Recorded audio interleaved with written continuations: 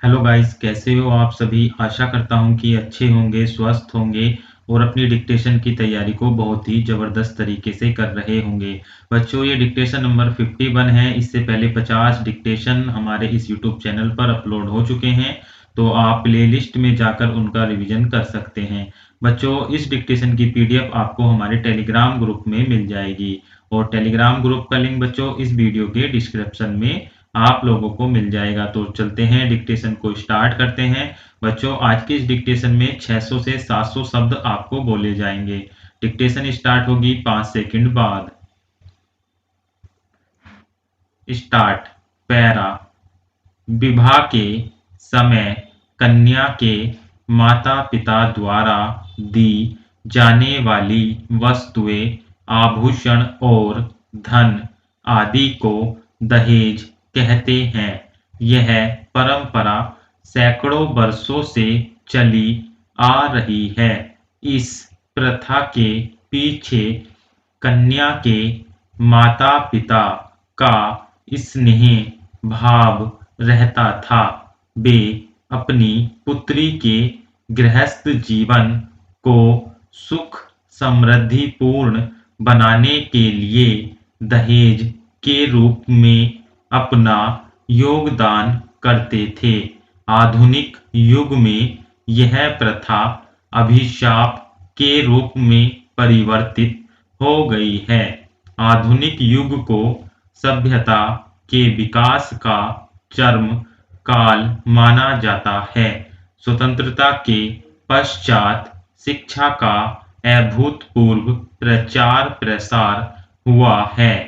बालक बालिकाओं के लिए शिक्षा के समान अवसर उपलब्ध हो जाने के कारण भारतीय समाज शने शने सुशिक्षितों का समाज बनता जा रहा है।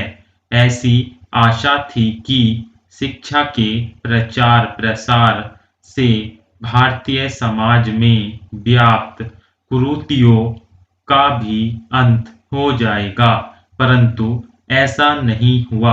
स्वतंत्रता के पश्चात दहेज की कुरीति ने इतना भयंकर रूप ले लिया है कि वर पक्ष की ओर से नवविवाहितों तक की नृशंस हत्याएं केवल इसलिए कर दी जाती है क्योंकि दुल्हन अपने साथ कम दहेज लेकर आती हैं।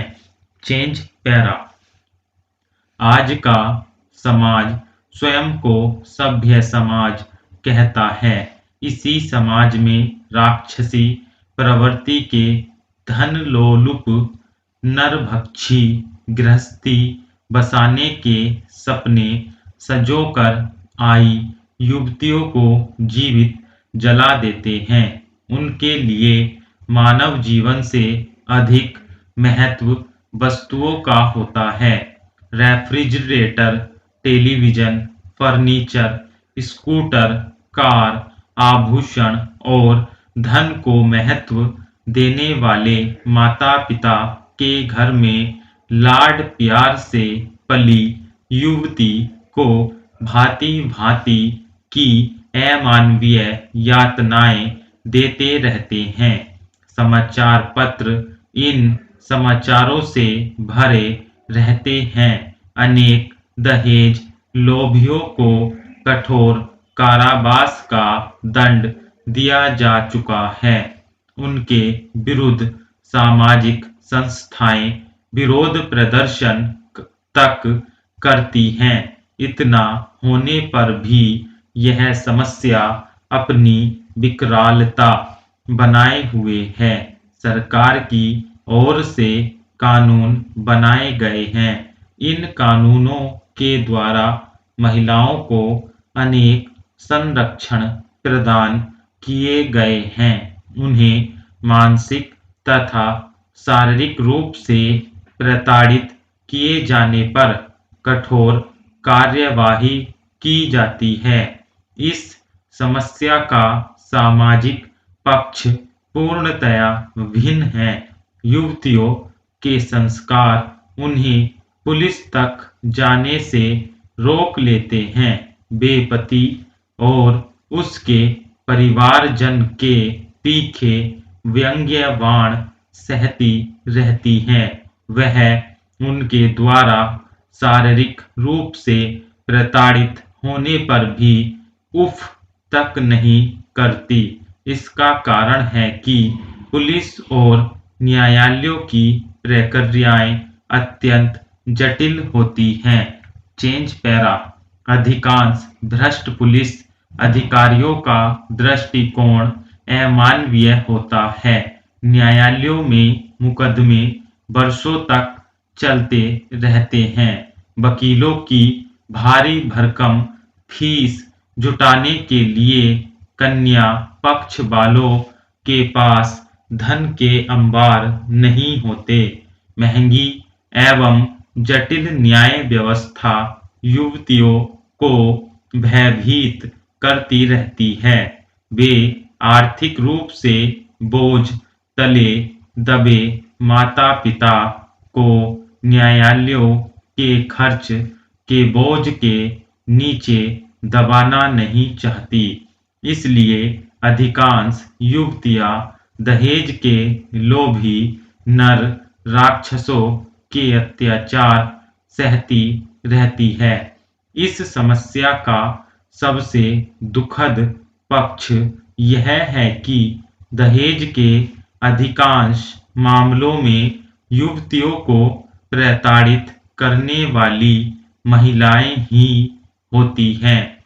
समाचार पत्रों के आंकड़े दर्शाते हैं कि अधिकांश युवतियों की हत्याएं उनकी सासों या ननदों ने की है। यह कैसी विडंबना है कि दहेज के मामले में नारी ही नारी की शत्रु बन जाती है। जिस सास को अपनी बहू का हृदय खोलकर स्वागत करना चाहिए, जिस सास को उसे मां सा स्नेह देना चाहिए, वही उसके कोमल हृदय को विषैले व्यंग्यवाणों से छलनी कर देती है।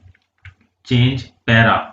उसे इस पर भी संतोष नहीं होता तो मिट्टी का तेल डालकर उसकी हत्या कर देती है। आज प्रत्येक माता पिता का परम कर्तव्य हो जाता है कि वे अपनी पुत्रियों को शिक्षित करें, उन्हें आर्थिक रूप से स्वावलंबी बनाए।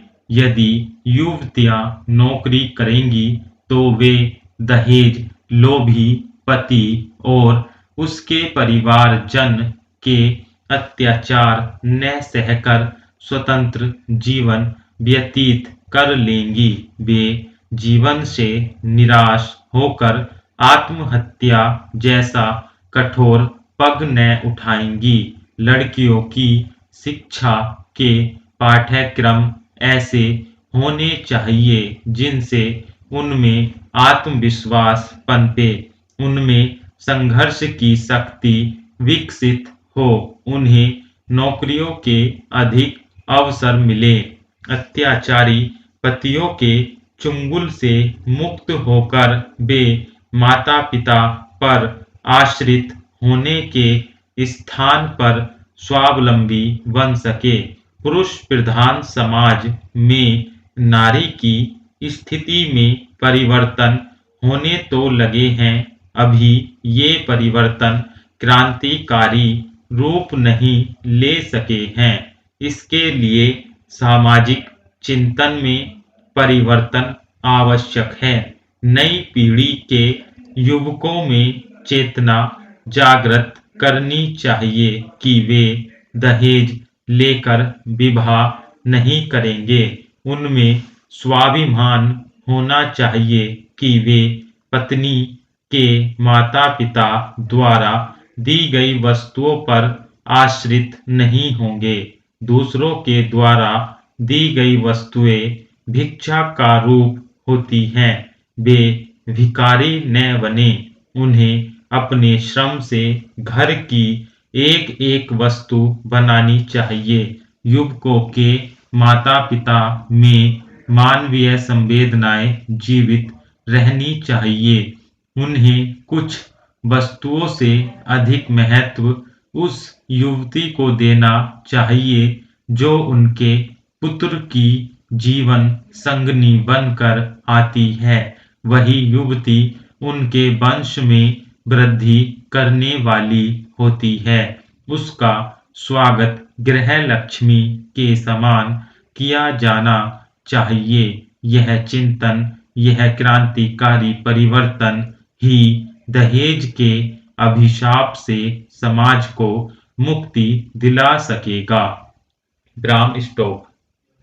बच्चों ये डिक्टेशन आपको कैसा लगा कमेंट करके जरूर बताएं। बच्चों ये डिक्टेशन काफी लंबा डिक्टेशन हो गया था तो मैंने सोचा सभी को बोल देता हूँ। वैसे आपको 5 मिनट का डिक्टेशन बोला जाएगा 400 शब्दों का, फिर भी मैंने आपके लिए एक डिक्टेशन मैंने ज़्यादा शब्दों का अपलोड कर रहा हूँ। तो बच्चों इसमें अच्छे अच्छे शब्द थे तो आप इन शब्दों को अच्छी और भली प्रकार से देख लें। और बच्चों इसकी जो पीडीएफ है आपको हमारे टेलीग्राम ग्रुप में मिल जाएगी। जैसे बच्चों कुछ आउटलाइन में आपको बता देता हूँ, जैसे ये आ रही है तो आ रही है बच्चों ये शब्द एक साथ आपको बनाना होगा। तो ये आ इस प्रकार होता है और रही है इस प्रकार, इसे हम बना देंगे। ठीक है, माता पिता यानी माँ और पैसे काट देंगे पिता हो गया। इसी प्रकार बच्चों के रूप में वर्ड आया तो इसे के रूप में एक साथ लिखेंगे। ये का की के आंकड़े होते हैं और रै से रूप हो गया और मैं पे नहीं मैं का आंकड़ा हो गया। तो इस प्रकार हम ये तिरछा साइन बनाते हैं तो के रूप में आपके लिए पढ़ा जाएगा। इसी प्रकार बच्चों बनाने के लिए, तो बनाने के लिए ये इस प्रकार हम लिख सकते हैं क्योंकि ये वाला बै का आंकड़ा हो गया, न हो गया और के लिए, तो बनाने के लिए एक साथ हम इस शब्द को लिख सकते हैं। इसी प्रकार बच्चों काफी अच्छे अच्छे शब्द हैं जैसे आधुनिक युग में, तो आधुनिक युग में इसे भी हम एक साथ लिख सकते हैं आधुनिक युग में। तो काफी अभी अभी देखिए बच्चों हो गई है, तो हो गई है इसे भी हम हो गई है एक साथ लिख सकते हैं। तो इस प्रकार की आउटलाइन बना सकते हैं अगर आपकी स्पीड नहीं बढ़ रही है। और आज की डिक्टेशन आपको कैसी लगी एक बार फिर से आपको कमेंट बॉक्स में जरूर बताना है और चैनल को सब्सक्राइब करना है, वीडियो को लाइक करना है। बच्चों इस वीडियो को ज़्यादा से ज़्यादा अपने दोस्तों में शेयर करें ताकि नए बच्चे भी इस यूट्यूब चैनल से जुड़ सकें। तो आज की इस वीडियो के लिए इतना ही। धन्यवाद। जय हिंद। वंदे मातरम।